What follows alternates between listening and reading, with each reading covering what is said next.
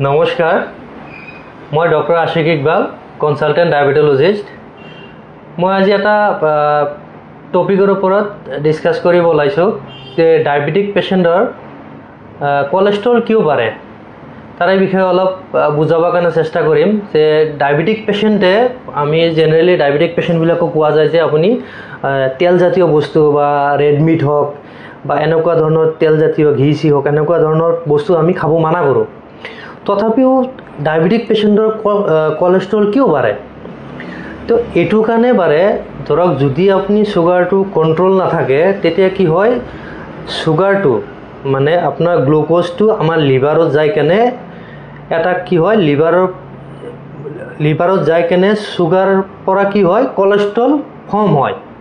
সেইটো আমাৰ বায়'কেমিষ্ট্ৰিত এটা মেটাবলিজম এটা থাকে, গ্লাইকোলাইসিস মেটাবলিজম কয়। সেইটোৰ পৰা আমি পাইৰুভেট পাওঁ। পাইৰুভেটৰ পৰা কি হয় এচিটাইল কোঅ বুলি এটা থাকে পেথৱে, সেইটোৰ পৰা আকৌ গৈ আমি কোলেষ্ট্ৰল পাওঁ। তাৰমানে যদি আপুনি সুগাৰ বেছি খায় তেতিয়া আপোনাৰ কি হয় কোলেষ্ট্ৰল বাঢ়িব।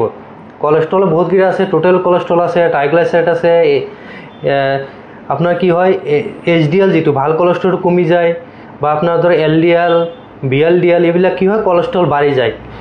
কেনেকৈ বাঢ়ে সেইটো, যদি আপুনি ধৰক ফৰ এক্সাম্পল আপুনি চেনি খোৱা নাই, ধৰক আপুনি চেনি খোৱা নাই, সুগাৰটো বাঢ়ি আছে, মানে আল্টিমেটলি আপোনাৰ শৰীৰত চেনি আছে। তো চেনিটো কি হ'ব, আপোনাৰ লিভাৰত যাই কেনে চেনিটো আকৌ কোলেষ্ট্ৰললৈ কনভাৰ্ট হ'ব।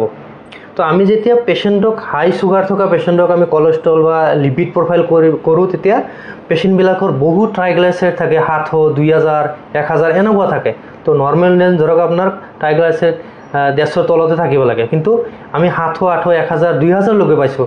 তো এইটো কাৰণে পোৱা যায় যে সুগাৰ বেছি থাকিলে সুগাৰটো কনভাৰ্ট হৈ কোলেষ্ট্ৰললৈকে কনভাৰ্ট হয়। সেইকাৰণে আমি কি হয় ডায়াবেটিক পেশেন্টক কোৱা যায় যে ডায়াবেটিস পেশেন্টৰ হাৰ্ট এটাক বেছি হয় বা ষ্ট্ৰোক বেছি হয়। কিহৰ কাৰণে হয়? এইটোই কনসেপ্ট হয়, যেতিয়া আমাৰ শৰীৰত সুগাৰ বেছি থাকিব তেতিয়া কোলেষ্ট্ৰল ফৰ্ম হ'ব। কোলেষ্ট্ৰল ফৰ্ম হৈ ব্লাড ভেছলত কি হয় প্লাক জমা হৈ কেনে ব্লাড ভেছল ব্লক হৈ যায়। ব্লক হোৱাৰ কাৰণে এই হাৰ্ট এটাক হওক বা আপোনাৰ ষ্ট্ৰোক হওক বা আপোনাৰ ধৰক পেৰিফেৰেল ভাস্কুলাৰ ডিজিজ সেইবিলাক কি হয় পেশেন্টবিলাক দেখা যায়। বা কিডনি কিয় কোলেষ্ট্ৰল জমা হয়, কিডনি যিটো ব্লাড ভেছল আছে সেইটো কি হয় কনষ্ট্ৰাকশ্যন হৈ যায়, কনষ্ট্ৰাকশ্যনৰ কাৰণে প্ৰেছাৰো বাঢ়ে। তো এইবিলাক বহুত ফেক্টৰ আছে ডায়াবেটিছৰ কাৰণে। তো এইখিনি মই বুজালোঁ। যদি আপোনালোকৰ কিবা বেলেগ জানিব আছে তেতিয়া কমেণ্ট বক্সত কমেণ্ট কৰিব। ধন্যবাদ।